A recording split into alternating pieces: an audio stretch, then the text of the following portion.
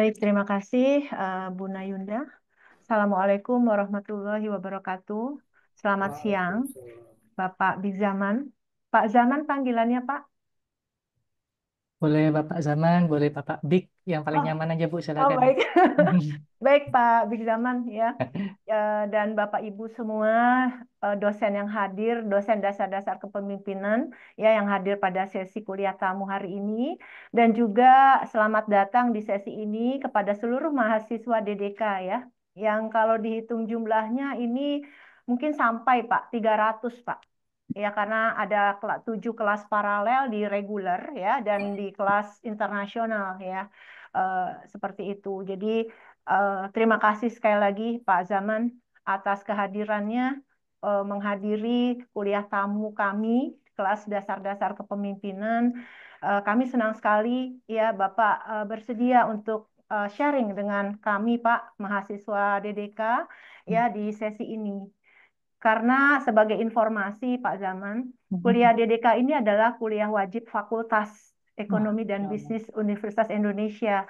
Jadi Hmm. seluruh jurusan gitu ya, seluruh departemen ini mahasiswanya memang wajib ya untuk mengikuti kuliah DDK ini gitu ya sebagai salah satu kuliah wajib begitu ya. Dan kuliah tamu ini memang menjadi bagian dari silabus pembelajaran DDK, Pak. Karena kami menyadari bahwa yang dibutuhkan oleh mahasiswa ini adalah mendengarkan ya para leader yang memang sudah memiliki pengalaman ya terkait dengan leadership ini ya dan bisa di-sharing kepada seluruh mahasiswa di sini begitu Pak ya. Jadi kita akan punya waktu sekitar 2 jam, Pak, maksimal. Ya, di sesi pertama ini nanti kami akan mempersilahkan ya Bapak untuk menyampaikan ya materi Bapak. Jadi secara secara materi gitu ya kepada seluruh mahasiswa ya bisa disampaikan bahwa kuliah tamu ini memang akan memberikan kepada kita ya sharing dari para leader gitu ya. Antara lain bisa kita melihat bagaimana sih peran leader ya di dalam keberhasilan organisasi gitu. Dan kemudian mungkin juga kita bisa lihat ada karakter dan kompetensi utama yang harus dimiliki oleh pemimpin yang baik ya. Kita akan belajar hari ini dengan Pak Zaman. Kemudian berbagai macam tantangan ya yang harus dihadapi oleh seorang pemimpin saat ini dan di masa yang akan datang.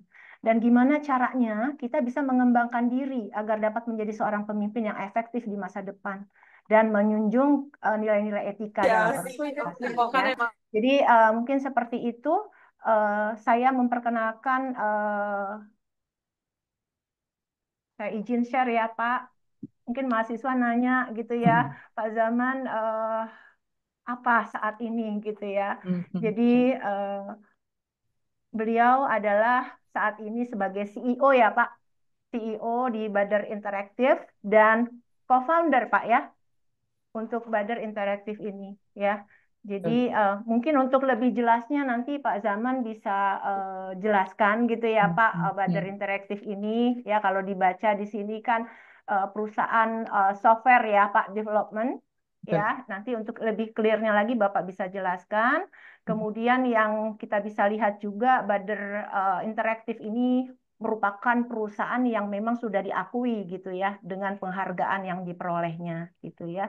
Baik, tanpa memperpanjang waktu lagi kepada Pak Zaman, Era, big kami era, persilakan Pak big untuk era. presentasi dan pada mahasiswa semua mohon menyimak ya karena pada materi ini nanti sesuai dengan di dalam silabus selain selain tuntutan untuk dalam silabus juga saya harap kalian bisa berinteraksi ya secara aktif dan nanti akan kami sediakan sesi untuk tanya jawab ya setelah Pak Zaman memaparkan materinya. Demikian Pak Zaman, waktu dan tempat kami persilahkan. Baik Bu Nita, terima kasih banyak untuk waktunya. Saya izin masuk. Bismillahirrahmanirrahim. Assalamualaikum warahmatullahi wabarakatuh. Selamat siang, selamat Selamat datang, selamat siang untuk semuanya, rekan-rekan mahasiswa yang saya hormati, para dosen, Bu Nita, dan semua para dosen-dosen yang mohon maaf saya tidak bisa sebutkan satu persatu karena belum cukup kenal dengan semuanya. Sebenarnya kalau boleh informasi sedikit ya, saya ini agak kecelakaan nih hari ini diminta untuk hadir dalam agenda diundang di agenda dosen tamu.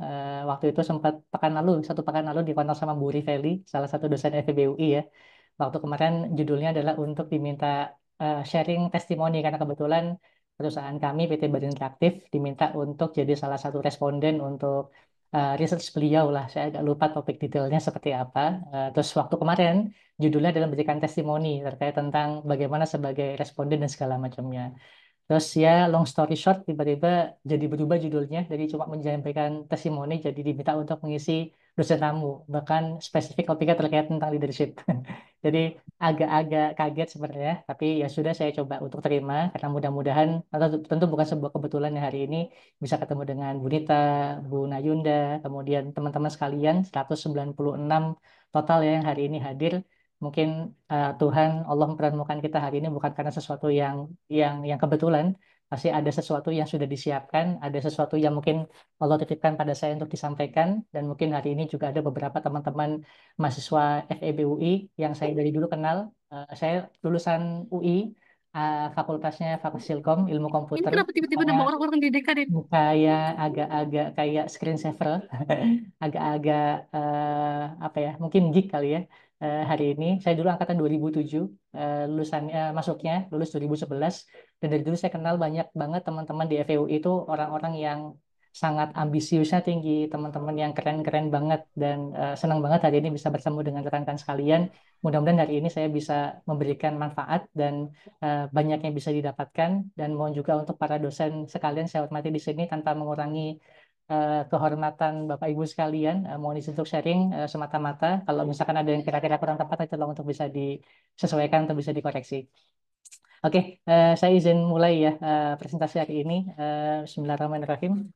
Saya mau cek apakah sudah tertampilkan slide yang sudah ditunjukkan. Sudah, Pak Zaman? Aman ya. Baik, Aman. siap. Terima kasih banyak Ibu. Oke, tapi ini sepertinya nggak ke screenshot ya. Nggak. Baiknya mungkin saya share semuanya aja deh. Hmm, Oke, baik. Saya diminta menyampaikan topik ini ya. Topiknya ini ada disebut dengan atau dibacakan leadership experience sharing atau building character, integrity, and capability for future leaders. Topik yang cukup berat. Saya cukup jarang ya sering terkait dengan topik leadership ini, tapi mudah-mudahan hari ini bisa ada teman-teman bisa ambil dari sesi singkat kita hari ini. Saya namanya Big Zaman, nama asli, bukan nama samaran, bukan nama palsu, bukan nama buat-buatan. Kalau mau dicek nih di KTP, SIM semuanya insya Allah konsisten ya. Ini saya nggak tahu kelihatan apa enggak. Ada tulisan Dik Zaman. Jadi nama KTP, nama akta kelahiran, surat nikah semuanya konsisten. Dik dalam bahasa Inggris artinya besar, zaman dalam bahasa Indonesia atau bahasa Arab artinya waktu, masa atau zaman ya. Jadi ada perpaduan bahasa Inggris sama bahasa Arab. Mungkin muka saya Arab Inggris gimana gitu ya, blasteran.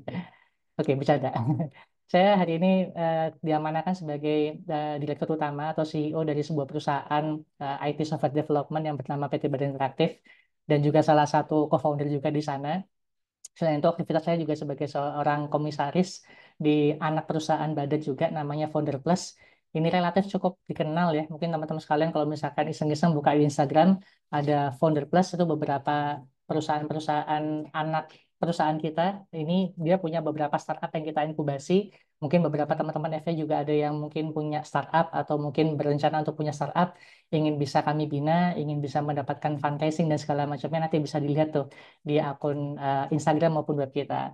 Sama saya juga dulu pernah ngincip-ngincip dikit, pernah jadi lecturer, pernah jadi dosen di UI waktu itu di kampus vokasi ya, di D3 vokasi UI waktu itu sempat selama 2 tahun dan juga di STT Nurul Fikri. Jadi senang sekali hari ini bisa ketemu lagi dalam suasana akademis ya. Mudah-mudahan tidak luntur nih jiwa dosennya ya dibandingkan dengan Bapak Ibu sekalian. Tentu lebih hebatan Bapak Ibu dosen FEUI yang ada di sini semuanya. Nah, sekilas tentang Badar yang tadi juga sempat disebutkan oleh Bu Nita ya. Jadi Badar ini adalah sebuah perusahaan teknologi, kita berdiri dari tahun 2011 Ini 4 orang foundernya, ada namanya Mas Andreas Senjaya. Ini dulu posisinya ya, ini makanya mukanya masih ganteng-ganteng, muda-muda berbahaya.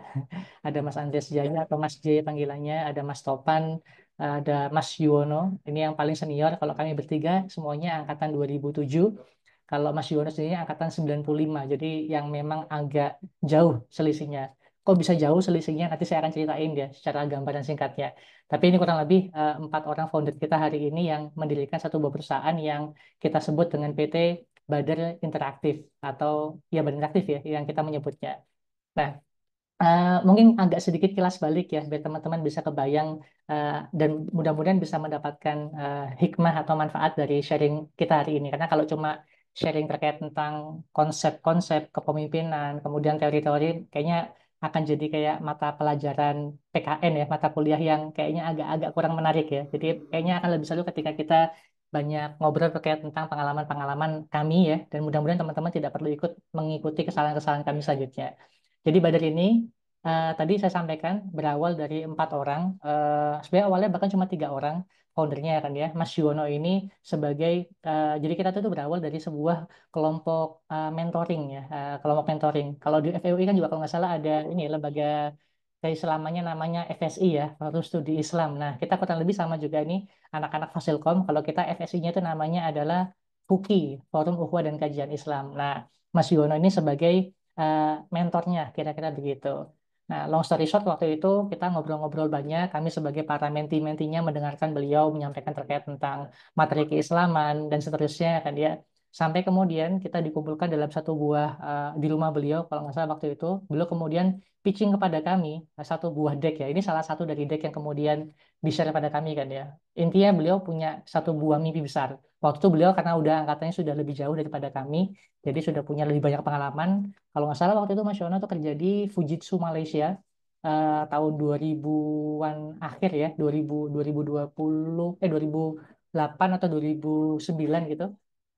Eh, Gajinya ringgit kalau dirupiahkan pada saat itu udah sekitar 40 atau 50 jutaan. Jadi udah cukup mapan lah bisa dibilang ya di masa itu.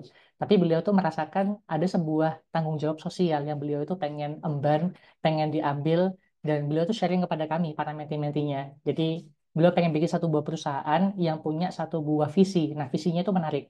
Kalau perusahaan kan biasanya kan visinya sangat ekonomi sekali ya. Ini karena saya ngobrol sama teman-teman Fakultas Ekonomi, jadi eh, relatif sangat komersial. Tapi beliau punya satu buah mimpi bikin perusahaan yang visinya itu membumikan Islam melalui teknologi.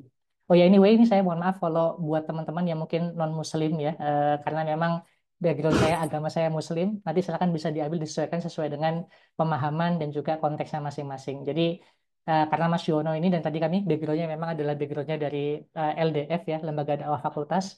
Kita pengen punya mimpi besar tadi membumikan Islam melalui teknologi kompetensi yang kami miliki sebagai anak-anak Fasilkom. Nah, waktu itu target market kita itu kan anak-anak muda ya, yang masih remaja, yang masih pada muda-muda. Jadi kita kepikiran cara untuk kita bisa penetrate atau bisa mengimplementasikan nilai-nilai Islam kepada para generasi muda kan kurang lebih kan seperti ini ya. Ini tahun 2008 saat ini buat yaitu social network berbentuk visual Islami. Waktu itu kan sudah mulai ada Facebook ya. Mungkin beberapa teman-teman di sini udah familiar dengan Facebook ya, walaupun mungkin nggak banyak yang pakai karena sosmed Facebook itu katanya sosmed buat orang tua. Kalau zaman saya ada lagi yang angkatan lebih tua ya, mungkin Bu Nita atau Bu Nayunda tahu ya, namanya Friendster. Nah, itu lebih tua lagi tuh. Kalau masih ngejamanin berarti itu sangat senior sekali. Oke, jadi ada social network atau kemudian atau sosial media atau Islamic game atau kemudian Islamic Edutainment, bikin aplikasi Al-Quran, aplikasi hadis maupun apapun kira-kira cara-cara untuk bisa menyebarkan nilai-nilai Islam atau yang kita sebut dengan dakwah. Nah, itu kurang lebih prinsipnya kan ya. Kemudian bagaimana kita bisa hidup? Waktu itu kita memikirkan kan ya, kita perlu sustain di awal-awal. Jadi kita coba untuk mulai dengan project base atau bikin aplikasi-aplikasi mobile, aplikasi-aplikasi yang kira-kira relevan bisa kita tawarkan pada klien-klien kami. Tapi waktu itu kita udah punya satu buah mimpi tuh. Kita pengen setiap ketika kita dapat satu buah project komersial, langsung kita sandingkan dengan satu buah proyek amalnya. Jadi ini biar biar keberkahannya itu muncul gitu ya dan terjaga nilai-nilai yang tadi kita sematkan di awal. Satu proyek komersial kita dapatkan yang deal, kemudian kita bikin komitmen satu buah proyek amalnya dan kita berusaha sedemikian rupa untuk bisa menonjolkan integritas kita sebagai seorang muslim melalui apa yang kita kerjakan dalam perusahaan, bagaimana kita menservis klien-klien kami, bagaimana kami mendevelop produk-produk yang kemudian kita kerjakan. Nah, long story short kemudian itulah ya. Oh ya waktu itu tahun 2008 2019 tuh kita tuh bikin satu buah aplikasi game awalnya. Semacam game itu kayak kalau teman-teman di sini ada yang tahu game Call of Duty, tahu ya? Game tembak-tembakan gitu, mirip kayak kalau dulu ada namanya game Counter Strike ya. Sekarang mungkin lebih terkenal PB kayak ya, Point Blank dan segala macamnya. Cuma kita buat versi pahlawan keislamannya atau Muhammad Al-Fatih, ada yang versi Salahuddin Al-Ayyubi dan segala macamnya pada saat itu. Makanya nama Babel kan tadi ada nama interaktifnya ya. Makanya kalau biasanya perusahaan IT ada kata-kata interaktif belakangnya itu biasanya itu adalah perusahaan yang berbasis game. Karena emang dulu pertama kali produknya Babel itu berbasiskan dengan game. Kira-kira begitu. Nah, cuma singkat cerita, sampai tahun 2011, itu kan tahun 2009, 2008 tadi ya, kita masih mahasiswa waktu itu diajakin untuk bikin produk ini sama Siono. Mas Siono itu menyisikan gajinya untuk kami, para menti-mentinya ini untuk kerja, ngoding, bikin desain, dan segala macamnya untuk bikin aplikasi. Tapi ternyata kemudian kita stuck tuh. Ternyata untuk bikin satu buah game yang profesional tuh ternyata butuh fundingnya tidak kecil ya, untuk sound engineeringnya, ilustrasinya, animasinya, dan segala macam. Akhirnya kita putuskan kita mulai yaudah kita project based dulu aja ya mengerjakan beberapa project. Nah makanya di sini kita mulai lah membranding diri kita 2011 kita mulai resmi itu sebagai PT. Kita terkenal sebagai mobile app Islami developer waktu itu ya. Kita ikut beberapa lomba-lomba dan tadi setiap project kita kerjakan kan kita tadi ya saya cerita itu disandingkan dengan proyek amalnya bikin aplikasi-aplikasi seperti aplikasi Quran. Ini kayak gini nih, ini kan mau mendekati Ramadan ya, 2 pekan lagi. Nah, biasanya tuh kita sibuk banget tuh, karena kita akan melaunching beberapa aplikasi-aplikasi Islami, aplikasi doa, aplikasi evaluasi ibadah, aplikasi Quran, dan berbagai macam yang lainnya. Kira-kira begitu tuh. Dan Alhamdulillah, dari beberapa aplikasi yang kita buat itu, kita ikutin perlombaan, Alhamdulillah beberapa menang. Ini salah satunya tuh namanya Inaita, kompetisi nasional untuk software-software IT. Kita waktu itu Alhamdulillah sempat juara juara di sana cukup banyak lah ya ini yang kita ikutin aplikasi sini kita ikutin di berbagai macam tempat alhamdulillah bisa menang di Indosat ini di ITHB dan berbagai macam yang lainnya sampai-sampai tahun 2013 itu kami tiba-tiba cukup dikenal banyak orang kan ya. Singkat cerita waktu itu ada satu buah telepon tuh nyala di kantor terus nanya-nanya tuh tentang betul ini Pak Tiba aktif betul Pak kita mau tanya-tanya mau interview oh iya iya kita jawablah produk kita apa aja, visinya bagaimana, cara kita kemudian jasa kita apa aja. Terus kita tutup kan ya. Beberapa bulan kemudian kita dapat info, Pak, kita masukin Badar ya ke satu buah majalah. Ini majalah cukup terkenal di masanya, majalah Technopreneur. Ini bulan Februari April 2013 ya. Waktu itu kita di, dipilih kan ya, dimasukkan sebagai salah satu perusahaan dari 20 perusahaan teknologi terbaik tuh versi majalah Technopreneur ini ya. Jadi ini kalau teman-teman tahu ada perusahaan teknologi namanya Kaskus ini dulu terkenal banget ya. Ada Kaskus, kemudian ada Zahir, ini juga masih ada sekarang bikin aplikasi akuntansi kan ya. Ada 1000.com, ini juga masih ada. Jadi cukup banyak dulu kita bersaing banyak disebut sebagai perusahaan teknologi yang terbaik dalam hal inovasi, strategi marketing, manajemen, dan juga potensi kita ke depannya seperti apa. Itu salah satu yang saya ceritakan di sini, bukan buat pamer atau gimana ya, ataupun ini juga udah lama, tapi saya pengen cerita bahwasanya ya inilah kan ya, saya yakin teman-teman sekalian pun di sini, apalagi teman-teman mahasiswa FEB UI yang sudah dikaruniai Allah kondisi yang luar biasa, bisa bersekolah, bisa berkuliah di kampus terbaik, salah satunya di negeri ini. Sama halnya seperti saya juga orang desa, bahkan saya dulu dari Jawa, bukan orang siapa-siapa, tapi ketika kita punya satu buah mimpi, kita punya sebuah cita-cita yang betul-betul kita kejar dengan baik, maka insya Allah akan ada kemudahan dalam setiap prosesnya. Waktu itu setelah titik ini kita tidak berpuas diri kan ya. Kita coba untuk scale up nih. Gimana caranya ya supaya bisa membesarkan Badar lebih tinggi lagi, lebih besar lagi. Supaya tadi goals besarnya adalah bagaimana kita bisa membumikan nilai Islam itu lebih tinggi lagi. Saat itu kepikirannya cuma itu doang kan ya. Nah, ceritanya kemudian ya kita mulailah mendevelop beberapa produk-produk yang kita seriuskan. Terus kita ikutkan kok beberapa kompetisi-kompetisi startup di level nasional hingga internasional. Nah, alhamdulillah itu salah satu produk yang kita kemudian kembangkan. Kita daftarkan di satu buah kompetisi yang mengadakan itu Techinasia. Harusnya teman-teman mungkin pernah tahu ya Techinasia. Itu sebuah media yang hari ini cukup besar bikin satu buah kompetisi dan waktu itu kompetisi ini levelnya se-Asia ya. Jadi lawan kita itu ada dari ada dari Jepang, ada dari Malaysia, dari Singapura, ada dari Hong Kong, ya. Nah, untuk waktu itu kita ternyata itu bisa juga tuh, alhamdulillah ternyata bisa juara satu waktu itu di Startup Asia, alhamdulillah kan ya.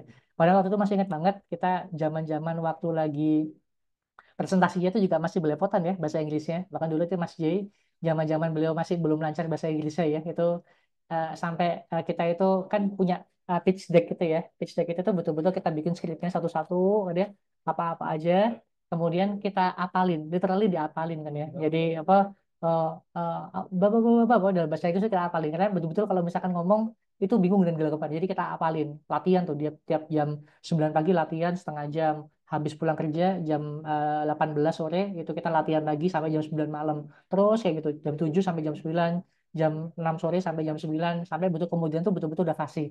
Terus ada pertanyaan kan, ini kalau misalkan nanti ada pertanyaan dalam bahasa Inggris jawabnya gimana? Waduh, betul juga ya, gimana ya jawabnya kan ya. Akhirnya kemudian kita diminta untuk bikin pertanyaan. Kira-kira kalau decknya kayak gini, pertanyaannya kira-kira apa aja ya. Oh, pertanyaannya tuh kemudian ditulis, pertanyaan kemudian kita buat jawabannya kan ya. Nah, jawabannya pun di bahasa Inggrisin dan dia hafalin juga. Jadi bener-bener gitu tuh. Dan ternyata alhamdulillah kan ya. Makanya kalau kata orang barat kan ya apa sih kok jadi saya lupa. Aduh, kok saya lupa. Intinya uh, being fake ya. Fake it until you make it. Jadi pertama itu kita pura-pura dulu aja ya. Pura-pura lancar bahasa Inggrisnya, pura-pura keren kan ya. Tapi ya alhamdulillah dengan izin Allah fake it until you make it, kita bisa juara nomor satu se-Asia pada saat itu. Terus nggak selesai sampai sana, kita kemudian ikut lagi beberapa kompetisi-kompetisi yang ada. Kita coba tembak yang levelnya lebih luas lagi. Levelnya nggak cuma Asia tapi Eropa, Asia dan Afrika. Waktu itu kompetisinya di Istanbul di Turki. Ya udah kita berbekal dengan segala macam resources yang kita punya dengan keterbatasan. Kita presentasi lagi sana dan alhamdulillah kita juga tersebutkan sebagai perusahaan yang terbaik juga di sana, salah satu terbaik di sana di level Eropa, Asia dan Afrika waktu itu. Namanya kompetisinya Startup Istanbul. Jadi lawannya lebih luas lagi ya, dari startup Eropa dan juga dari startup di Afrika. Nah, sejak saat itu alhamdulillah produk yang kita buat ini itu mulai dapat banyak spotlight, mulai dapat banyak apa namanya perhatian dari berbagai macam kalangan, kan termasuk salah satunya venture capital. Nah, waktu itu kita di-approach sama salah satu venture capital besar namanya 500 Startups yang dia lokasinya tuh di Silicon Valley. Dan kemudian ya long story short kita ngobrol-ngobrol, kita negosiasi, alhamdulillah kita ikut program dapat investasi dan ikut program akselerasinya mereka dan kita akhirnya bisa berangkat waktu itu 2016 ya kita udah bisa ke Silicon Valley. Jadi dari orang Depok gak tahu apa-apa, yang Deso bahasa Inggris gak lancar, ini gambarnya Mas Anjas Jaya karena waktu itu dibatasin yang boleh ikut cuma satu orang, jadi Mas J doang yang waktu itu kita minta untuk hadir ya. Jadi alhamdulillah bisa merasakan juga. Pokoknya apa teman-teman, sekali lagi ya saya pengen sampaikan yang nggak ada yang nggak ada yang kecil ya. Bermimpi itu sekalian yang besar.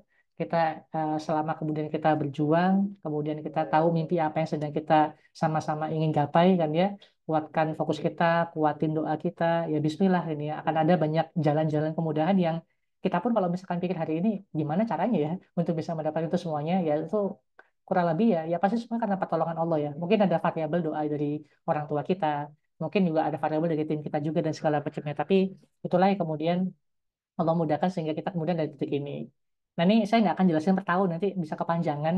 Nanti saya bisa disemprit sama Bu Nita sebagai moderator ya.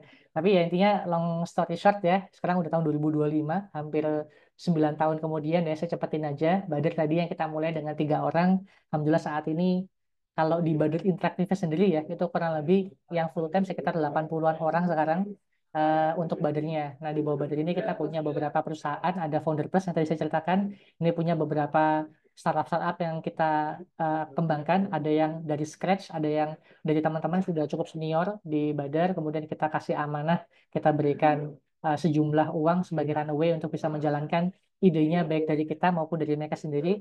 Ada juga beberapa yang kemudian kita investasikan. Jadi mereka bukan dari lingkungan besar Badar, tapi memang startup dari luar yang kemudian mereka ikut inkubasinya Badar dan kita funding juga. Nah, itu ini alhamdulillah total traction kita selama 7 tahun terakhir ya, mulai terlibat di program di produk ya, ada 2000-an lebih startup yang sudah kita reach kan ya. Kita punya 76 orang alumni inkubasi. Ini tuh e-learning yang kita kembangkan, alhamdulillah pun juga sudah cukup ramai. Kalau teman-teman mau tertarik juga untuk ngecek ya, kita membungkus semua pengalaman-pengalaman kita selama kurang lebih 14 tahun terakhir ini di dunia startup itu di e-learning kita. Nanti bisa dicek di Founder Plus Academy, bisa di googling ya. Itu ada yang gratis, ada yang berbayar. Nih, silakan teman-teman bisa ikuti. Dan total 10 startup yang sudah kita danai saat ini. Nah, ini ada satu buah yayasan juga yang kita kembangkan, namanya Yayasan Media Kolaborasi Indonesia. Ada beberapa program yang kita buat, jadi untuk bisa memanifestasikan goals tadi ya, membumikan Islam dan teknologi itu kita bikin satu buah yayasan. Karena dulu kalau kita dari PT langsung kemudian keluarin uangnya nyumbang itu kan kurang bagus lah pencatatannya kan. Jadi kita buatinlah satu buah yayasan sendiri. Jadi setiap budget itu kita ada dividen yang kita turunkan itu sampai titik ini ya dari tahun 2011 sampai sekarang itu alhamdulillah kita belum pernah ngambil dividen tuh untuk keuntungan pribadi. Jadi untuk beli. Jadi kalau teman-teman ke kantor Badar melihat mobil saya atau teman main ke rumah melihat rumah saya tuh insya Allah akan sangat kaget ya kayak rumahnya direktur atau rumahnya entrepreneur sukses ya. Kita semua co-foundernya itu begitu semuanya kan ya.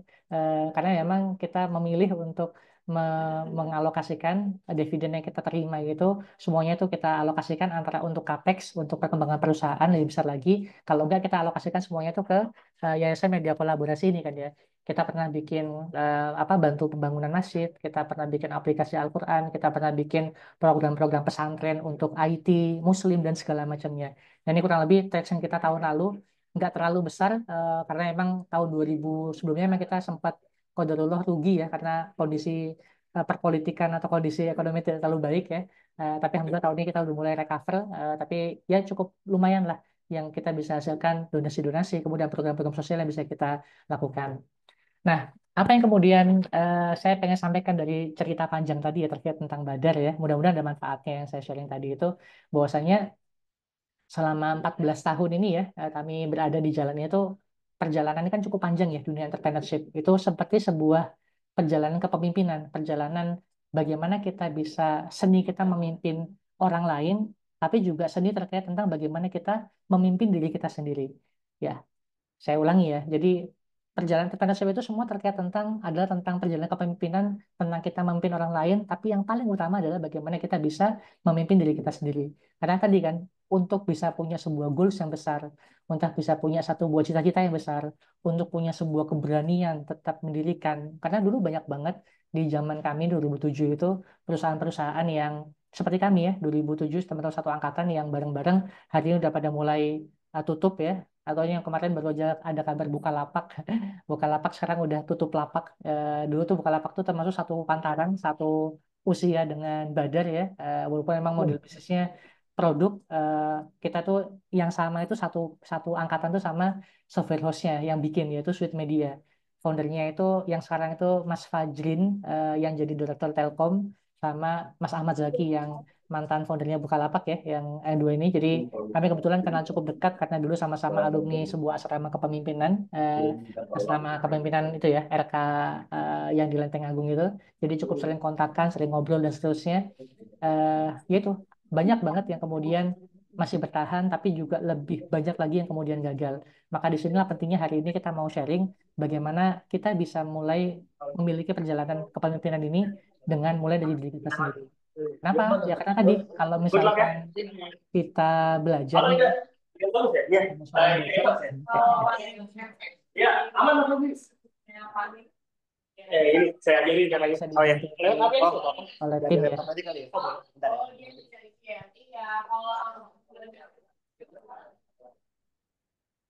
Oke, siap. Terima kasih. Saya lanjutkan ya. Eh, eh, Jadi kalau menurut sebuah riset ya, 65% sebuah startup atau sebuah bisnis itu dia itu gagal, ternyata itu bukan pada permasalahan market, bukan pada permasalahan model bisnis, bukan pada permasalahan-permasalahan yang sifatnya seringkali kan kita ini ya taunya kan kurang fundraising, runway-nya sudah habis, dan berbagai macam lainnya. Ternyata kalau menurut ini ya Noam Wasserman di salah satu bukunya The Founder's Dilemma itu ternyata masalah utamanya itu adalah pada people issues, bukan pada produknya, bukan pada marketnya atau pada yang lainnya, tapi pada people issues. Maka ini jadi makin terbukti ya. Saya dulu tuh pernah ikut satu buah pernah dapat nasihat dari salah satu mentor bisnis saya. Kalau misalkan kita itu pengen punya bisnis yang excellence, maka kita tuh perlu punya tim yang excellence juga. Untuk kita bisa punya tim yang excellence, maka pasti mandatory harus punya leadernya juga excellence pula kan ya, memerlukan leader yang excellence pula. Dan leader yang excellence itu pasti dia punya mindset, punya pola pikir yang excellence kan ya. Nggak mungkin leader yang bagus itu dia bisa memimpin perusahaannya, bisa memimpin dirinya itu dengan baik ketika dia mindsetnya masih berantakan kan ya. Maka ini kalau kita balik dengan kita punya mindset atau tadi disebut sama Bunita karakter kepemimpin yang baik, maka itu memperbesar probabilitas kita menjadi seorang leader yang baik. Ketika kita menjadi seorang leader yang baik, maka kita bisa menjadi seorang yang bisa memimpin tim yang baik, tim yang excellence, dan dengan tim excellence kita bisa mewujudkan berbagai macam cita-cita bisnis, berbagai macam goal bisnis, sehingga kita bisa punya perusahaan, startup, atau bisnis yang excellence. Nah, caranya bagaimana? Maka hari ini kita akan coba ya bahas dalam waktu yang singkat. Ini karena sudah setengah jam nih saya cerita-cerita tadi ya. Kurang lebih dua hal besar aja yang nanti saya akan coba untuk sampaikan pada forum kita hari ini tentang leader mindset. Bagaimana kita bisa membangun fondasi karakter seorang pemimpin itu seperti apa sih yang kira-kira dia bisa tadi punya sebuah kekuatan, bisa memimpin timnya dengan baik, bisa mengeksekusi dan mengelola perusahaannya dengan sebaik-baiknya. Dan tentu sebagai seorang leader, kita juga perlu beres dengan diri kita sendiri. Kita perlu beres dengan manajemen diri kita, karena ini adalah salah satu kompetensi esensial dalam kepemimpinan. Kompetensi yang penting, kompetensi inti yang perlu kita miliki sebagai seorang pemimpin. Nah, mungkin sebelum masuk ke detailsnya ya, teman-teman sekalian, saya tuh jadi ingat, ini mungkin saya coba, saya ternyata nggak bisa ini ya, coret-coret. Kalau boleh dari admin bisa ngasih akun co-host ya ke akun iPad saya biar saya bisa coret-coret. Atau saya bisa nggak ya? Nggak bisa. Nah, nih. Nanti biar bisa dicoret-coret. Oke. Ada Bix iPad. Oke. Nanti deh saya lanjutin ke sini lagi ya. Kalau nanti udah bisa dapat sharing. Oke, baik. Sip. Oke, saya lanjut dulu ya teman-teman sekalian. Sambil nanti nunggu dari yang di... Oh, Alhamdulillah udah dikasih. Terima kasih banyak. Oke.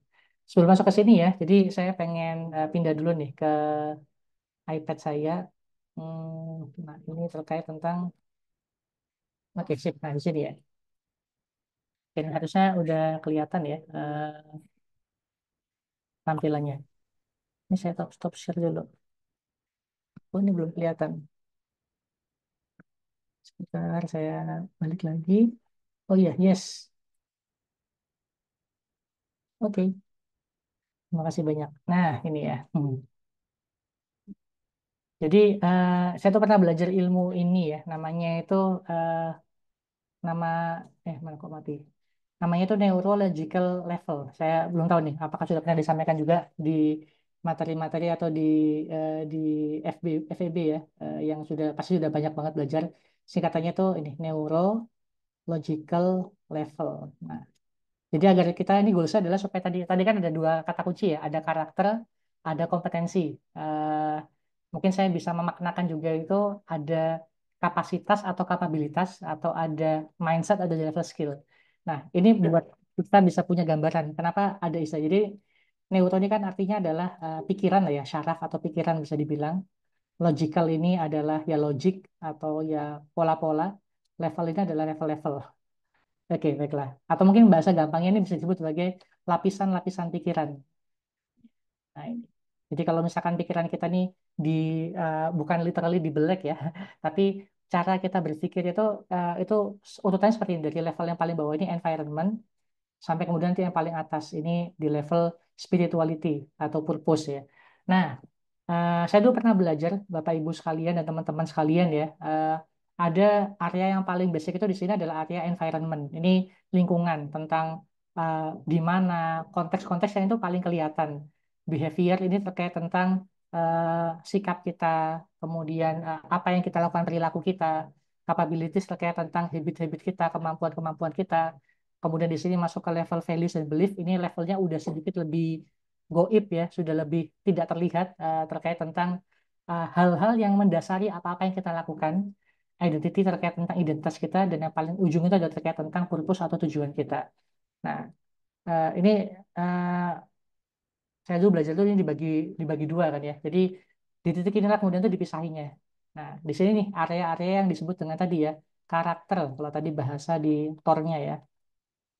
Atau mungkin juga bisa kita pakai kalau kemarin kalau dulu saya dapat istilahnya itu capacity, kapasitas kita sebagai seorang leader kan ya. Atau juga sering juga disebut dengan istilah mindset. Nah, ini ya. Nah, sedangkan yang area 3 di bawah ini adalah area tadi kompetensi. Ini istilahnya yang saya dapatkan ya, nanti waktu dikoreksi untuk Bapak Ibu dosen kepemimpinan.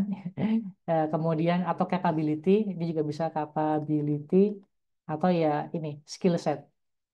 Nah, Nah, jadi untuk kita menjadi seorang leader yang paripurna itu kita perlu punya dua buah area ini kan ya. Area-area mungkin kita pakai satu istilah aja ya. Kita pakai area mindset sama skill set. Kita perlu punya mindset yang tepat untuk bisa menjadi seorang leader yang baik atau kita perlu punya skill set yang tepat pula untuk kemudian kita bisa menjadi leader yang maksimal kan ya. Area-area skill set ini mungkin saya yakin kita semua tahu ya. Seperti ya kalau misalnya dalam perusahaan pasti ada skill set terkait tentang finance, ada skill set terkait tentang marketing, ada skill set terkait tentang apa ya misalnya kayak Bader berarti kita kemampuan engineering karena kita perusahaan engineering dan berbagai macam yang lainnya karena ada HR dan segala macamnya semua ini adalah terkait tentang skill set terkait tentang kemampuan ya tapi ketika kita bicara tentang mindset ini area-area yang lebih besar daripada itu semuanya ini terkait tentang ownership misalkan atau ini terkait tentang tadi keberanian untuk memimpin punya mimpi besar, brave ya, keberanian atau terkait tentang tanggung jawab, responsibility atau terkait tentang kemampuan kita untuk berkembang, growth mindset dan seterusnya. Nah, ini area-area yang sifatnya lebih tadi area mindset. Tapi kalau area-area yang tadi sifatnya NLL bagian bawah ini yaitu capabilities itu sifatnya seperti finance, marketing dan segala macamnya. Nah, kenapa ini saya sampaikan dan saya tampilkan di sini? Buat saya ini cukup inspiring ya waktu saya dulu dapat materinya. Saya dulu tuh sempat ikut seminar di Bandung. Harga seminarnya itu 10 jutaan waktu itu. Satu topik yang besar kayak tentang ini kan ya.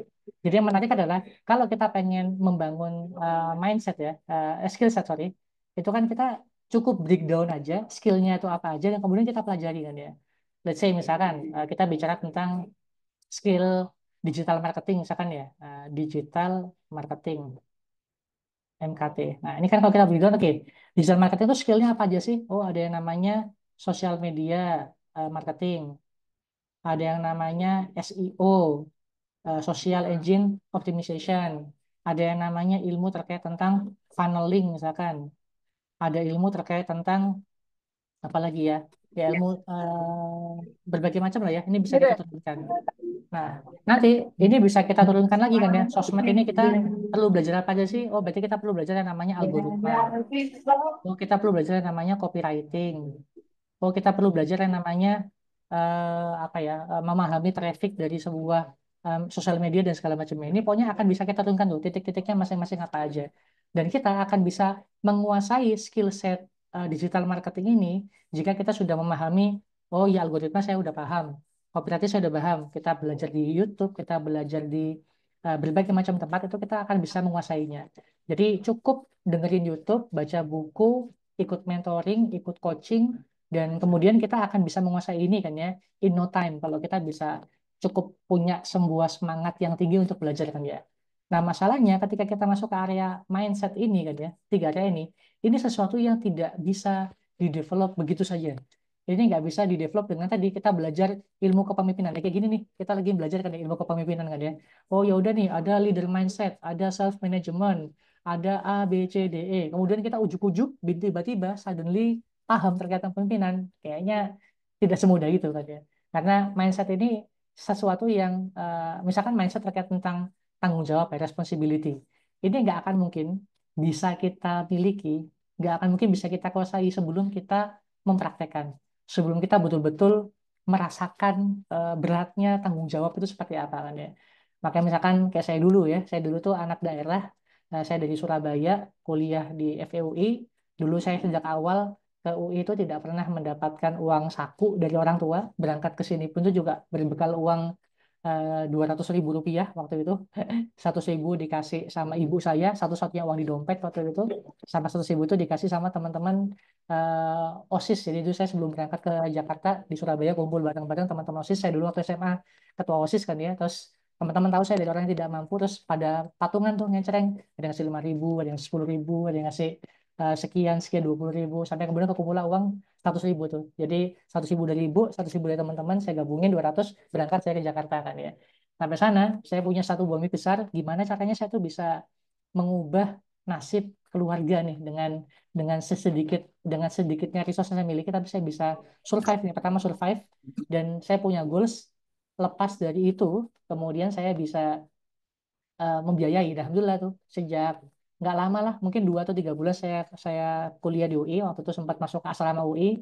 Saya udah mulai ngajar les, saya udah punya beberapa kesibukan yang bisa menghasilkan, dan mulai saya tuh mulai ngirim uang ke keluarga, karena emang ya ibu kan sudah, saya anak yatim, bapak sudah nggak ada.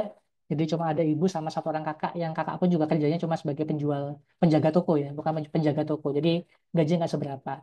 Nah, saya tuh ngerasa betul tuh, saya tuh udah dididik untuk bisa punya mindset responsibility bahkan sejak semester 1 kuliah kan ya.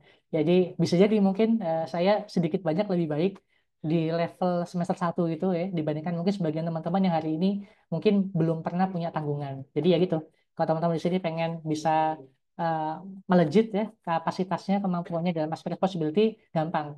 Teman-teman tinggal cari aja tanggungan kan ya. Ya bisa dengan cara nikah, cepat punya istri, kemudian punya anak, atau yang harus nikah juga sih ya. Teman-teman datang ke panti asuhan, kemudian bilang, anak ini, nanti saya biayain. Buh piye carane kan ya. Nah itu ya silakan tuh. Itu akan sangat cepat tuh teman-teman akan bisa untuk bisa menaikkan nih level mindset teman-teman ini. Ketika teman-teman bisa langsung terlibat dengan kondisi-kondisi yang nyata. Gitu ya teman-teman sekalian ya. Saya izin lanjut lagi ke teman-teman sekalian. Jadi Eh, gitu. Nggak terus pernah. ini saya masuk ke slide lagi ya. Atau di sini nggak apa-apa deh. Ini kayaknya juga sama aja. Jadi setelah tadi saya cerita dikit ya terkait tentang leader mindset. Nah, ini berarti kita bicara terkait tentang karakternya tadi ya. Karakternya apa sih yang kita butuhkan? Nah, kalau saya pribadi ya, ini berdasarkan pengalaman-pengalaman saya miliki hari ini, ketika teman-teman sekalian ingin menjadi seorang pebisnis, ingin menjadi seorang entrepreneur, teman-teman pasti nanti akan berhadapan dengan beberapa dilema-dilema ini. Pertama, kita punya banyak banget ide, kita punya banyak banget hal, ini kalau konteksnya startup ya, atau bisnis. Bisnis kan harus solve problem ya, kita harus menyelesaikan sebuah permasalahan. Maka kita diminta untuk memutuskan satu di antara sekian banyak keputusan atau ide-ide yang ada. Maka dan kita kalau udah milih kan kita nggak bisa dengan mudah untuk balik lagi kan ya. Kadang-kadang tuh udah kayak di persimpangan jalan nih, kita harus milih nih, A apa B, kanan apa kiri kan ya. Kalau misalkan kita pilih salah satu, balik lagi itu ya udah semakin jauh tuh. Jadi antara pilih dan gagal atau pilih dan berhasil kan ya. Nah itu satu buah tekanan yang kemudian kita perlu ambil. Atau kita perlu juga nih untuk bisa membangun tim yang terbaik. Kita punya satu buah amanah yang besar, harus kita ya dengan segala keterbatasan, namanya startup-startup awal-awal itu kan pasti kita akan sulit ya untuk bisa bisa bentuk tim yang bisa menjanjikan benefit-benefit yang wah dan segala macamnya. Nah, ini tapi di saat yang sama kita tetap butuh tim terbaik untuk kita bisa menghidupkan bisnis kita dengan sebaik mungkin. Nah, itu juga akan mikir tuh gimana caranya ya untuk kita bisa nyari orang, kemudian kita bisa menginfluence mereka, meyakinkan mereka, itu juga PR. Super hustler, kita perlu untuk menjadi penjual pertama. Kita perlu menjadi orang yang berani memarketerkan sebagai marketer pertama dari produk atau jasa kita sendiri. Kita perlu memikirkan terkait tentang tim ketika berbuat salah. Ini pernah ada satu buah cerita ya, di satu buah project di Badar yang pernah kita kerjakan dengan sebuah perusahaan farmasi yang cukup terkenal di Indonesia. Waktu itu kebetulan ada satu buah security hole yang kemudian kita develop aplikasi buat mereka, kayak aplikasi e-commerce gitu. Tapi ternyata ada satu buah security hole yang secara tidak bertanggung jawab dilakukan oleh salah satu apotek ya, yang jadi customer mereka tuh cek-cek terus tuh. Jadi kalau misalkan diceknya apa dipencetnya itu berkali-kali, itu muncullah satu buah kondisi yang membuat eh, eh, jebol lah kan ya. Kebetulan waktu itu ada fitur yang namanya fitur redeem voucher. Jadi kalau misalkan diklik berapa kali itu orang tuh bisa dapat redeemnya GoPay berkali-kali atau token listrik berkali-kali dan seterusnya. Waktu itu kira-kira dikuantifikasi nilai kerugiannya itu di angka 700-an juta waktu itu kan ya. Dan waktu itu saya dipanggil sebagai seorang direktur kan ya. diminta untuk bertanggung jawab karena one prestasi kan ya atas kesalahan ya salah satu ya tim development kami yang kebetulan pada saat itu ya lalai dalam eh, membuat aplikasi yang secure pada saat itu kan ya. Terus gimana? Ini kan juga jadi bagian ya. Apakah kemudian kita akan menyalahkan yang bersangkutan, kita pecat, kita minta ganti rugi dan segala macamnya, atau ya kita accept, ya emang kita yang salah. Kita sebagai pemimpin yang memang masih belum becus nih untuk bisa mendidik tim kita. Berarti ya udah, ini bagian dari yang mindset yang memang perlu untuk kita miliki ya. Ataupun juga bertanggung jawab nih. Tapi kayak Case Badar yang sudah 13 tahun kita berjalan ya, kita perlu karir, kesejahteraan karyawan dan segala macamnya. Nah ini satu hal ya yang tadi saya pengen sampaikan. Hari ini saya cuma akan sharing dua buah mindset paling penting menurut saya yang saya rasa penting untuk teman-teman sekalian paling nggak tahu secara secara kognitif kan ya. Nanti dalam perjalanannya teman-teman akan cari sendiri bagaimana untuk bisa menguasainya. Nah, mindset pertama yang saya pengen perkenalkan teman-teman adalah yang namanya mindset responsibility. Tadi udah kita sebut ya sebagai seorang leader, kita ini ibarat kata seorang supir yang di depan, yang nyetir kendaraan ini mau kita bawa kemana. Nah, tapi yang paling penting adalah kita tuh perlu menyadari bahwasanya kita tuh adalah seorang leader. Dan setiap leader itu kan bahasa Indonesia kan pemimpin ya. Kita itu seorang leader, kita itu adalah seorang pemimpin, kita punya orang-orang yang kita pimpin, dan kita akan mempertanggungjawabkan setiap apa yang kita pimpin. Gitu kan ya. Eh, saya dulu pernah belajar konsep ini ya, yang tadi saya cerita itu seminar di Bandung yang saya tadi ceritakan itu eh, beliau pernah pertama kali ternyata membuka dengan kalimat gini kan ya, Bapak-bapak sekalian, kenapa sih kok mau datang ke sini belajar terkait tentang kepemimpinan, tentang leadership kan ya? Ini bukannya sesuatu yang sudah sangat sering banget ya teman-teman pelajari ya. Zaman-zaman dulu kuliah, zaman dulu SMA aja yang namanya LDK ya, latihan dasar kepemimpinan siswa LDKS kalau zaman saya dulu di SMA 5 Surabaya. Saya dulu alumni SMA 5 Surabaya. Ya, jadi ikut LDKS dan berbagai macam LDK yang lainnya atau mungkin waktu kita di kampus pun juga banyak banget pasti materi seminar terkait tentang kepemimpinan. Nah, kenapa sih kita masih perlu belajar tentang leadership lagi, kepemimpinan lagi? Ya tadi, karena kita itu seorang pemimpin dan setiap pemimpin akan dimintai pertanggungjawaban atas apa yang dia pimpin kan ya. Makanya nih jadi ngeri teman-teman. Kalau kita tuh paham ya, makna kata responsible itu dengan sangat mendalam. Itu ngeri banget kan ya. Karena pertanggungjawaban bukan cuma kita yang ada di dunia ini kan ya. Buat saya sebagai seorang muslim memahami konsep pertanggungjawaban itu juga ada di akhirat kami kan ya. Makanya kalau hari ini ada banyak sekali kejadian-kejadian di Republik kita ya, dari ada satu buah aplikasi yang nilainya 1,2 T, kemudian ini sampai hari ini tuh membuat kesabaran luar biasa untuk staff finance kami kan ya. Tadi pagi cerita lagi kalau Cortex ini luar biasa PR. Hari ini tuh deadline kita untuk bayar PPh satu kalau saya tidak salah tadi kan ya. Cuma aplikasinya mau dipakai buat bayar. Ini kita mau ngasih duit buat negara nih. Tapi ternyata masih error gitu ya. Terus tadi lucunya orang AR pajaknya itu kontak kontak Badar, kontak kami kan dia ngasih solusi. Solusinya adalah diminta semua PT-PT-nya itu untuk ngasih deposit. Jadi pokoknya nggak tahu duit aja dulu berapa 1 juta, 200 juta. Nanti kalau misalkan sistemnya lagi bener, tinggal dipotong aja. Wah, enak bener kan ya. Jadi ya begitulah kira-kira kan ya. Saya nggak tahu tuh kan ya. Siapa aja para leader yang dia tuh ada di atas yang memutuskan proyek ini yang nilai 1,2 T itu kan ya, itu pasti berat sekali tanggung jawabnya kan ya. Atau hari ini keputusan Pak Presiden dengan keputusan Inpres 1 2025 ya, yang mengefisiensikan sekian banyak orang anggaran-anggaran, sorry kan ya, dan juga salah satu implikasinya adalah banyak banget merumahkan banyak orang-orang. Saya nggak tahu nih Bapak Ibu dosen apakah juga terkena implikasi terkait tentang tukin dan segala macamnya kan ya. Ya kita nggak tahu ya, kita ya mendoakanlah para pemimpin-pemimpin kita yang hari ini tuh berat sekali pasti ujiannya karena apa yang dia buat, apa yang dia pimpin tuh pasti akan besar tanggung jawabnya. Tapi anyhow, yang saya pengen sampaikan adalah salah satu yang paling penting adalah yang poin yang saya pengen sampaikan di sini adalah sebagai seorang leader itu yang paling basic ya. Ini kan tanggung jawab semua kan ya. Membuat keputusan, membangun tim dalam kondisi yang tidak ideal, mencari pembeli untuk startup kita atau bisnis kita supaya bisnis itu bisa hidup, bisa survive. Maka ya butuh tanggung jawab kan ya. Karena banyak banget orang tuh yang masih suka menjadi korban. Ah, ini mah bukan kewajiban saya. Jualan mah tugasnya tim marketing, tim sales kan ya. Ah, ya kita nggak mungkin lah bisa gimana kita bisa hidup dalam kondisi seperti ini, perekonomian kan lagi nggak bagus kan ya, ya udahlah apa adanya aja dan segala macamnya. Jadi memang yang paling gampang itu buat menyalahkan ya, menyalahkan. Tapi ketika pertama once ketika kita tuh tanggung jawab, mengambil tanggung jawab dari apa yang kondisi yang ada saat ini. Kita ambil tanggung jawab sebagai kita sebagai pemimpin. Setiap kejadian, setiap kesalahan, event itu dari kita sendiri adalah tanggung jawab yang kita miliki sendiri masing-masing. Dan ini kemudian akan membawa kita pada mindset yang kedua ya teman-teman sekalian. Ketika kita sudah mulai merasa oke nih tanggung jawab saya kan ya. Kadang-kadang tuh jadi bikin kita overthinking juga tuh. Karena kok jadi semuanya jadi tanggung jawab saya ya. Semuanya kok kayak adalah kesalahan saya dan segala macamnya. Nah, kalau tidak diimbangi dengan mindset kedua ini akan berbahaya. Kenapa? Karena semakin lama ujian kehidupan baik dalam bisnis, dalam kehidupan pribadi itu juga makin lama kan semakin kompleks kan ya. Alhamdulillah nih Badar ini cukup banyak ya selama mungkin 3-4 tahun terakhir kita banyak banget dinamika-dinamika kita mulai menghandle proyek-proyek level nasional nih kayak ini kita salah satu klien kami UNICC ini mereka apa namanya itu pusat itu di Geneva di Swiss udah mulai ada beberapa klien-klien luar negeri yang ekspektasi sudah mulai tinggi. Ada beberapa nih aplikasi-aplikasi yang kita buat itu juga, ini misalkan kita jam 9 malam harus ngurusin merge request ya, segala macam. Ini dalam mobil nih, teman-teman juga harus kerjain. Kemudian ada juga kondisi-kondisi di mana kita aplikasi Kemdikbud, nama divisinya itu Pusmendik, Pusat Asesmen dan Pendidikan. Saya nggak tahu kalau sekarang namanya berubah lagi apa enggak ya, karena kan Kemdikbud kan dibaca jadi 3 ya kalau saya nggak salah ya. Nah ini kita waktu itu sempat mau dipakai aplikasinya oleh sekian ratus sekolah yang mau dipakai bareng.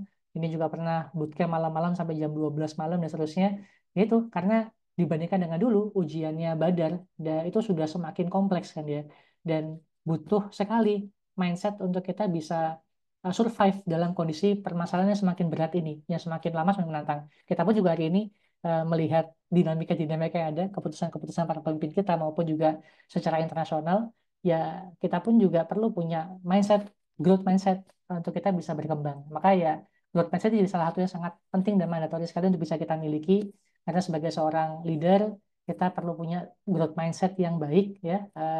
Kita punya mindset berkembang. Karena kalau kita nggak berkembang itu ini ya, ini pilihannya kan ya. Kita mau jadi ada itu konsep yang namanya playing above the line. Uh, Garisnya di sini kan, apakah kita tuh growth mindset sama fixed mindset itu kadang-kadang kita tuh ngerasa teorinya kita growth mindset, padahal kita tuh seorang yang fixed mindset kan ya. Nah cirinya tuh kita bisa cek dari sini. Apakah kita itu lebih banyak nyalahin atau kita banyak buat alasan atau kemudian yang ketiga kita denial kan ya, ngerasa nggak salah kan ya. Nah kalau kita masih punya 3 buah ciri ini kan ya, dikit-dikit kalau misalnya ada masalah nih misalkan teman-teman sekalian mungkin ujian kemudian tiba-tiba di siak NG-nya tidak mendapatkan nilai sesuai dengan harapan kita gitu ya, itu kemudian ini kan nilai gua di sini cuma C nih kan ya atau cuma B nih, ini gara-gara gurunya killer sih, gara-gara gurunya ngajarnya nggak bagus, dosennya ngajarnya nggak bagus kan ya. Nah ini tipikal orang yang punya mental sebagai victim atau sebagai korban kan ya, nyalahin kan ya. Atau tadi alasan mulu kan ya, excuse. Karena emang paling gampang di dunia ini adalah cari alasan kan gitu kan ya. Atau ya denial kan ya, ngerasa ini bukan salah saya, bukan salah saya, salah orang lain pokoknya gitu kan ya. Nah tapi kita akan mulai punya potensi, punya karakter yang berkembang, punya growth mindset tuh ketika kita sudah mulai berani untuk tanggung jawab, punya responsibility. Kita berani menjadi orang yang accountable di sana dalam setiap kondisi yang ada sebagai seorang diri, sebagai seorang mahasiswa, sebagai seorang pemimpin dan seterusnya. Dan kita berani untuk ambil tanggung jawab. Kita berani untuk punya kepemilikan, punya ownership terkait tentang kondisi-kondisi yang kita hadapi hari ini, ya dia. Apapun kondisinya, walaupun mungkin bisa jadi faktor terbesarnya bukan di kita, tapi kita selalu melihat apa yang kira-kira dalam kendali kita yang bisa kita ambil, apa yang kira-kira bisa kita lakukan dalam dalam kondisi yang ada saat ini. Nah, itulah teman-teman sekalian kan ya. Jadi ini aspek yang sangat penting saya pikir ya. Agak panjang penjelasannya, tapi ya kira-kira begitu. Orang-orang yang dia tuh punya growth mindset tuh orang-orang yang mengizinkan dirinya tuh nggak apa-apa untuk salah kan ya. Karena kita itu ada dalam learning zone. Kadang kan kita tuh terlalu fokus pada area comfort zone kita ya di sini kan ya, yang kita ngerasa feel safe, feel in control dan segala macamnya. Tapi disitulah kita pentingnya untuk merasakan bahwasanya ya pasti bertahap kan ya. Dari comfort zone ketika kita mau keluar dari zona kita, kita masuk ke zona yang namanya fear zone, zona yang ketakutan. Di situ kita mungkin nggak pede, kita merasa eh, pengennya punya cari alasan, kita pengennya ya kayak hari ini nih. Saya hari ini di Badar kan ya dengan kondisi efisiensi yang tadi disampaikan itu Belum lagi tadi pagi nih, baru banget nih. Saya tadi habis kontak sama satu klien kami, BPKH, Badan Pengelola Keuangan Haji, yang hari ini itu diamanahkan para penduduk Indonesia itu punya AUM aset under management itu tidak kurang dari 200 triliun, kalau saya nggak salah. Ya, 200 triliun, insya Allah. Jadi itu eh, uangnya sangat besar sekali yang sedang di manage sekarang kan ya, ditaruh di bank-bank di macam-macam dan segala macamnya itu nanti untuk dibayarkan sesuai dengan apa namanya itu sesuai dengan kebutuhan-kebutuhan yang ada ya, kebutuhan-kebutuhan haji setiap tahunnya itu. Nah, tadi dapat info kalau misalkan anggaran BPKH itu dipotong 40% secara keseluruhan. Wah, gitu ya. Jadi kemudian aplikasi-aplikasi kita tuh banyak yang kemudian harus dikurangin budgetnya, bahkan beberapa ada yang di shutdown, ada yang tidak dilanjutkan dan seterusnya. Dan gak cuma BPKH, ada klien pemerintahan kita yang lain tuh tadi, Kemdikbud, kemudian ada juga BPOM, dan beberapa yang lain-lainnya ya, ada juga BKKBN dan seterusnya. Dan ya udah, kalau misalkan mau milih untuk pertama tadi ya, harus responsibel dulu, jangan cuma beraninya nyalahin. Kalau cuma beraninya nyalahin, blaming ya, wah gara-gara pemerintah sih, gara-gara anggarannya efisiensi sih dan segala macamnya. Ya nggak salah juga kan ya, bener kan ya. Tapi sebagai seorang pemimpin, kalau kita sebagai orang yang punya responsibility mindset dan punya growth mindset, maka pertama kita berani untuk ambil tanggung jawab. Oke, memang kondisi seperti itu, tapi karena saya sebagai direkturnya, karena saya sebagai foundernya, saya perlu ambil tanggung jawab ini kan dia. Terus fokus nih. Oke, banyak kondisi-kondisi limitasi saya miliki hari ini, tapi pasti ada yang ada dalam kendali saya. Apa yang kira-kira saya bisa lakukan? Nah itu, jadi punya ownership, punya sesuatu yang kemudian kita coba lakukan, accountable dengan kondisi dan tanggung jawab untuk bisa melakukannya. Nah itu ya, dari sana kemudian dari field zone itu kita mulai masuk ke area learning zone tuh. Kita mulai bisa deal dengan challenge, dealing dengan problems, kita mulai punya skill baru dan segala macamnya, kita mulai bisa extend comfort zone kita sampai titik itu, hingga akhirnya kemudian kita masuk ke area growth zone. Syukur-syukur tadi ya, setiap inisiatif kita, setiap ikhtiar kita itu bisa sesuai dengan harapan yang kemudian kita impikan, sehingga tadi masuk ke area growth zone. Nah, kira-kira tuh teman-teman ya, gambaran besarnya ya. Sekali lagi, untuk membentuk mindset itu tidak bisa ujuk-ujuk dan tiba-tiba kan ya. Kalau salah satu kalimatnya Tan Malaka itu, beliau pernah bilang, terbentur, terbentur, terbentur, dan terbentuk kan ya. Maka ya di situlah untuk membentuk punya leadership mindset tadi ya, salah satunya responsibility dan juga growth mindset itu ada istilah itu 10D gitu ya.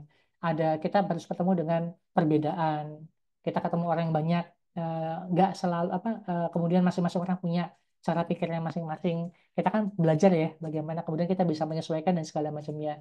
Deception, penipuan ini juga Badr alhamdulillah sudah kena kan ya. Kita habis naruh uang investasi di salah satu instrumen ke project, alhamdulillah kurang lebih 14,5 M yang saat ini masih nyangkut di bapak tersebut kan ya. Eh, Apakah kemudian menyalahkan? Ya, awalnya emang betul tuh masih denial kan. Ya, ini salah bapak ini sih nipu kita dan segala macamnya. Nah, emang yang kesini berani ambil tanggung jawab, ya salah kita juga. Kenapa? Ya karena kita terlalu percaya. Kita nggak punya rambu-rambu untuk kemudian memastikan dulu nih sudah prudent apa enggak cara penyelenggaraan investasinya. Kita udah meneliti resikonya sebelumnya apa enggak. Akhirnya kan balik ke kita lagi kan ya. Ya udah. Akhirnya ya udah cuma bisa ngetawain dan ya udah tetap kita melakukan ikhtiar, kita melakukan langkah hukum dan segala macamnya, tapi ya sadar area apa yang bisa kita kontrol, kita kemudian maksimalkan. Nah ya udah deh, tapi dengan penipuan tadi kemudian ya kita akan meningkat nih level kita kan ya, level leadership kita. Disappointment, disagreement, difficulties, danger, atau kesialan, darkness, deadlock, devices dan segala macamnya ya. Jadi ini kan semua kan bentuk-bentuk kesulitan-kesulitan ya yang kemudian kita hadapi ya. Saya tuh suka salah satu pepatah Amerika tuh pernah bilang kayak gini nih, difficulties will make you better, not make you bitter kan ya. Jadi kesulitan itu akan selalu membuat kita menjadi lebih baik, bukan membuat kita menjadi bitter itu apa ya, pahit gitu ya, jadi nggak enak. Emang mungkin sekilas rasanya nggak enak kan ya, tapi after itu, setelah itu kita akan menjadi orang yang rasanya akan lebih baik dibandingkan dengan sebelumnya. Oke, saya masih punya waktu berapa lama lagi nih, Bu Nita, atau mau disudahkan aja? Ya, silakan Pak. Mungkin 10 menit Pak, boleh Pak? Ya, cek ya. Oke, baik, Ya, siap. baik. Kalau gitu saya cepat aja ya, untuk Ya, ya. Terima kasih, Bu. Saya sama-sama. lanjut lagi ke sini ya. Sip. Oke, terakhir mungkin saya mau sampaikan terkait dengan ini ya, self management, salah satu kompetensi penting. Tadi saya sampaikan di area, masih ingat ya tadi segitiga piramida NLL tadi itu, tadi area-area mindset yang perlu untuk kita develop sebagai karakter-karakter seorang pemimpin kan ya. Nah, area bawahnya, area skill setnya, salah satunya itu ya tadi, selain skill set yang sifatnya memang berkaitan dengan bisnis seperti marketing, finance, dan seterusnya, atau terkait tentang core kompetensi dari bisnis kita. Nah, yang salah satu yang sangat penting juga adalah terkait tentang self management. Jadi bagaimana kita bisa manajemen diri kita, terutama sebagai seorang pemimpin. Nah, kalau saya dulu pernah nonton, saya baca bukunya ini ya, salah satu coach yang terkenal namanya Coach Armala. Beliau itu yang punya lembaga konsultasi yang namanya Human Plus. Ini saya baca buku beliau namanya How to be a Great Manager. Jadi kalau area leader, jadi memang beda ya leader sama manajer ya. Kalau leader itu lebih ke arah aspek kepemimpinan, manajer lebih ke arah aspek pengelolaan diri kita. Nah, 3 tahapan singkat ini ya. Nanti teman-teman sekalian nanti bisa explore lebih jauh lagi keyword-keyword ini kan ya.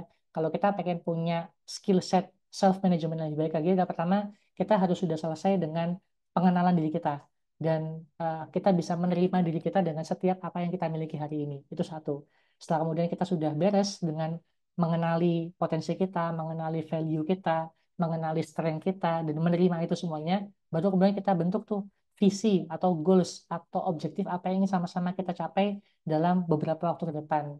Dan sisanya adalah bagaimana kita bisa mulai punya pengaturan diri, manajemen pribadi yang efisien untuk kita bisa mencapai goals-goals yang kita miliki tadi. Nah, itu ya. Jadi berawal dari proses mengenal diri ya. Mengenal diri ini adalah ya teman-teman perlu untuk mulai dengan bertanya kan ya, apa sih hal-hal yang kira-kira teman-teman anggap penting dalam hidup ini? Apa sih definisi sukses yang kira-kira teman-teman sekalian cita-citakan? Maka ini akan jadi penting nih. Banyak orang-orang hari ini saya ngelihat, nggak cuma mahasiswa sih, bahkan yang udah kerja pun, udah tua pun juga masih belum beres dengan bab pengenalan dirinya kan ya. Apa yang dianggap penting dalam dirinya dan segala macamnya. Maka saya rekomendasikan ya, banyak banget sih teknik untuk kita bisa mengenali diri itu kan ya. Satu buku yang cukup terkenal adalah bukunya Simon Sinek yang judulnya Find Your Why. Ini tuh buku lanjutan dari satu buah buku sebelumnya namanya itu Start with Why. Jadi yang satu lagi warnanya putih sama merah, yang satu lagi warnanya putih sama biru. Nah ini beliau sampaikan cukup teknis sekali, detail banget terkait tentang bagaimana sih cara kita sampai beberapa tips-tipsnya seperti apa. Atau teman-teman juga bisa lihat nih di 2 buah website ini ya. Ini 2 website yang kira-kira bisa menjelaskan nih value-value secara umum itu apa aja yang ada. Ini yang dikumpulkan adalah para akademisi ya. Ini kayak misalkan konteks ini nih pizza yang di sini ya. Jadi kalau secara umum tuh para peneliti itu membagi value-value yang ada yang commonly dimiliki oleh orang-orang sedunia itu dalam 4 buah kuadran besar. Ada area openness to change, ada self-transcendence, ada conservation, sama ada self-enhancement. Nah, masing-masing juga detailnya juga ada lagi nih. Orang-orang ini kita bisa melihat nih, misalkan di sini anak-anak FEB ya, yang saya tahu nih, ya saya dulu punya teman mahasiswa angkatan 2007 namanya Ruli Prasetya. Dulu Mapres FEB, saya nggak tahu Bu Nita atau dosen yang lain masih kenal teman saya. Dulu pernah jadi Mapres UI juga dan Mapres Nasional. Nah, kalau saya kenal Ruli itu teman saya mahasiswa akuntansi waktu itu 2007 tuh dia orangnya tuh sangat self regulated ya. Orangnya tuh apa self direction tinggi. Orangnya tuh belajarnya tinggi dan segala macamnya. Terus punya pokoknya punya goals yang sangat kuat dan dia betul-betul ambisius banget ya untuk bisa mencapai itu kan ya. Ditambah pula dengan dia punya self enhancement tinggi yaitu achievementnya tinggi. Makanya tadi dia jadi fakultas apa Mapres FE, Mapres UI, Mapres Nasional dan segala macamnya. Nah, ada tuh orang tipikal seperti itu tuh. Jadi achievement, achievement, achievement. Ada tipikal orang yang dia tuh mungkin lebih santuy, lebih apa ya, pengen banyak nolong orang, sosial banget itu orang-orang ada di area benevolence kan ya. Jadi berbuat amal baik dan segala macamnya membantu dan seterusnya. Ini dekat sama nilai-nilai universalism. Jadi yang apa ya orang-orang yang inilah kalau dulu tadi istilah itu pragmatis ya, yang universal, yang kira-kira bisa mengakomodir banyak posisi. Ada orang yang sangat konservatif ya, dia uh, security sangat tinggi. Ini biasanya orang-orang yang saya mah nggak macam-macam, pokoknya keluarga saya bisa makan semuanya, yang penting adik-adik saya bisa sekolah semuanya. Pokoknya ini orang yang butuh secure banget. Jadi tipikal dia kalau misalkan milih karir tuh milih karir yang secure, nggak macam-macam. Kalau investasi-investasi yang sangat low risk banget dan seterusnya kan ya. Nah ini area-area yang perlu untuk kita kenali sehingga ke depan ketika kita menjalani hidup, ketika kita membuat pilihan-pilihan, kita tahu apa yang kira-kira mendasari kita untuk kita bisa melakukan itu. Dan kita nggak akan sulit nih kalau misalkan kayak saya nih, saya tuh mengasis diri itu punya nilai yang paling besar itu di area benevolence kan ya. Dulu saya sangat apa ya, memaksakan diri untuk jadi orang yang ambi kan ya, dengan orang yang punya achievement tinggi. Berarti ini hal yang sangat bertolak belakang ini kan ya. Dan akhirnya saya pribadi jadi nggak happy kan ya, jadi nggak bisa mencapai itu. Jadi kalaupun memang saya mencapai sesuatu itu bukan karena saya ambisius kan ya, tapi karena memang area-area bahkan niat awal itu pengen bantu, tahu-tahu malah menang, mau melakukan ini tapi ada implikasinya kemudian dapat penghargaan dan segala macamnya. Nah ini dengan ini kita bisa lebih mudah untuk kita bisa membuat keputusan dalam hidup kita selanjutnya. Itu ya.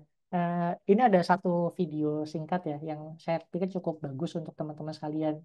Dari seorang influencer terkait tentang knowing your value. Karena ketika kamu sudah tahu value kamu tidak akan mudah disakiti Hmm. oleh orang lain. Aku tidak meletakkan value aku pada wajah aku, pada muka aku, pada penampilan aku. Jadi kalau misalnya ada orang yang ngolok-ngolok aku, yang ngejek aku, terutama dari segi wajah ya. Dulu ketika aku punya banyak jerawat, aku gak sakit hati, ya aku santai aja. Sama halnya dengan membuat konten, aku tidak meletakkan value aku pada berapa banyak views atau berapa banyak followers, tapi aku meletakkan value aku pada berapa banyak orang yang merasakan manfaat dari konten aku. Misalnya viewsnya gak nyampe 10.000, bahkan gak sampai 100.000 misalnya, tapi kalau ada 1-2 DM yang masuk kayak gini, ketika aku ngepost video, aku masih akan tetap bikin konten. So, bagaimana kamu meletakkan value kamu, Hmm. bagaimana kamu menganggap suatu hal itu, yang mana yang kamu anggap berharga, itu akan menentukan cara kamu bersikap. Dan itulah kenapa kalimat atau statement know your value bisa sepowerful itu dalam hidup kamu. Oke, gitu ya.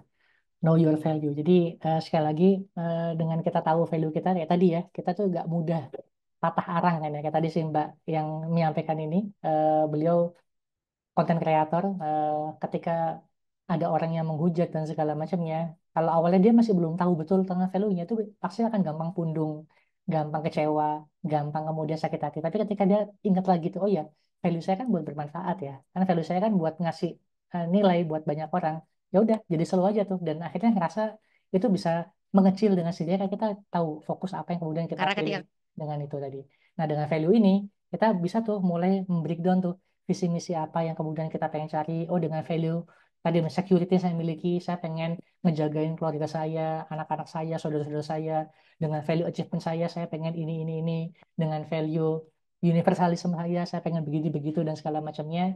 Dari visi misi ini kemudian kita bisa tentukan dalam bentuk peran-peran apa yang kita pilih dalam kehidupan. Habis lulus mahasiswa kita mau jadi seorang dosen kah, mau jadi seorang entrepreneur kah, mau jadi seorang pegawai startup kah, mau jadi PNS, apapun itu sesuai tuh dengan value, visi misi yang kita tetapkan, tujuan-tujuan atau milestone-milestone yang kemudian kita bentuk. Oh, saya pengen jadi seorang penulis, maka 3 tahun dalam 3 tahun saya udah punya buku.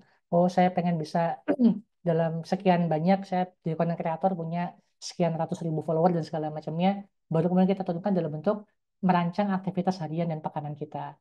Nah, akan sangat bahagia sekali orang-orang itu yang dia tuh bisa align antara value kehidupannya, visi hidupnya, peran yang kemudian dia pilih, milestone-milestone, tujuan-tujuan jangka pendek yang kemudian dia tentukan, lalu sesuai dengan aktivitas harian yang dia kerjakan. Itu ya, dan sisanya ya punya pengaturan pribadi yang efisien tadi kan ya. Jadi saya nggak bisa banyak apa ya, karena tentu banyak banget teknik cara yang perlu untuk kita pelajari, banyak banget tools ya yang bisa kita pakai ya. Pada intinya explore tuh alat-alat bantu. Nah, zaman-zaman jadi mahasiswa ini pengalaman saya itu saat yang paling tepat ya, karena mahasiswa kan itu sibuk ya. Kita ada pekerjaan, kuliah, kemudian kita ada organisasi, kita sekarang juga zamannya internship atau magang, kemudian ada aktivitas apa lagi nih ya, teman-teman pun juga jadi anggota keluarga di keluarganya masing-masing. Berarti kan kita punya berbagai macam ini ya sisi kehidupan yang perlu untuk kita bisa selesaikan. Nah, silakan tuh teman-teman explore teknik-teknik, cara-cara yang bisa membuat kita bisa menghandle semua itu dengan baik, sehingga akhirnya kita bisa meningkatkan tuh kapasitas ilmu self management kita atau self leadership kita itu, dan kita bisa walk the talk tuh. Karena tadi kalau kita udah punya visi misi segala macam, tapi aktivitas kita pun juga masih berantakan, kita nggak bisa menentukan, kan akan sulit ya untuk kita bisa mencapai tujuan lebih atas lagi. Dan akhirnya jadi nggak happy juga, karena apa yang kita lakukan sebenarnya turunannya udah bagus, tapi dalam konteks teknisnya kemudian kita nggak bisa mengeksekusi dengan baik kan ya. Jadinya nggak happy juga. Itu sih kurang lebih ya, kayaknya ini saya skip aja pada intinya. Ya mungkin nih, ini kalimat terakhir saya pengen angkat ya, ini dari salah satu guru saya juga. kata Imam Al-Ghazali itu, belum pernah aku berurusan dengan sesuatu yang lebih sulit daripada jiwaku sendiri yang kadang membantuku dan kadang menentangku. Jadi emang dalam konteks kita memahami diri kan ya, mengenali nilai-nilai diri, kemudian menentukan purpose, sampai tadi mengatur kehidupan kegiatan kita sehari itu memang tidak pernah mudah kan ya. Tapi ya nggak apa-apa. Itulah tujuannya kita perlu untuk memahami apa sih maunya diri saya ini, apa sih kira-kira potensiku, saya tuh maunya gimana supaya aku bisa sesuai dengan harapanku tuh kayak gimana ya. Nah ini pertanyaan saya pikir mudah-mudahan jadi trigger question ya, atau jadi provocative question buat agenda kita siang hari ini kan ya, sehingga teman-teman paling tidak sudah bisa mulai punya intensi untuk membereskan kehidupan teman-teman masing-masing di level value, di level visi, di level peran apa yang teman-teman ambil saat ini maupun di masa mendatang sampai aktivitas harian. Dan dengan kita sudah mulai bisa memanage diri kita dengan baik, mudah-mudahan mindset kita pun tadi juga akan pelan-pelan akan kita tumbuhkan ya dengan setiap kondisi-kondisi yang kita miliki hari ini, sehingga kita seperti tadi pesan di awal ya, kita bisa membangun karakter kita, kompetensi kita untuk menjadi seorang pemimpin di masa mendatang. Saya pikir itu insya Allah Bu Nita dan teman-teman sekalian, saya minta maaf kalau eh, kurang baik dalam menyampaikan ya karena tidak terlalu banyak mempersiapkan dari ini. Semoga bermanfaat. Saya kembalikan ke moderator. Terima kasih. Assalamualaikum warahmatullahi wabarakatuh. Waalaikumsalam warahmatullahi wabarakatuh. Terima kasih banyak Pak Zaman ya. Jadi saya terinspirasi Pak ya dengan paparan Bapak ya, begitu banyak hal-hal yang menyadarkan kembali Pak ya tentang apakah yang kita lakukan semua ini sudah pada hal yang pas gitu ya, karena ternyata setiap orang ya Pak ya masing-masing Hmm, punya values yang berbeda dan betul. kemudian ditunjukkan dengan aktivitas-aktivitas yang dipilihnya gitu ya. Hmm, hmm. Baik, mungkin nanti ada ini Pak yang meminta nanti slide Bapak bisa di-share ya Pak nanti ya Pak ya. Ya, insya Oh Allah Ibu. baik, baik, baik. Terima kasih.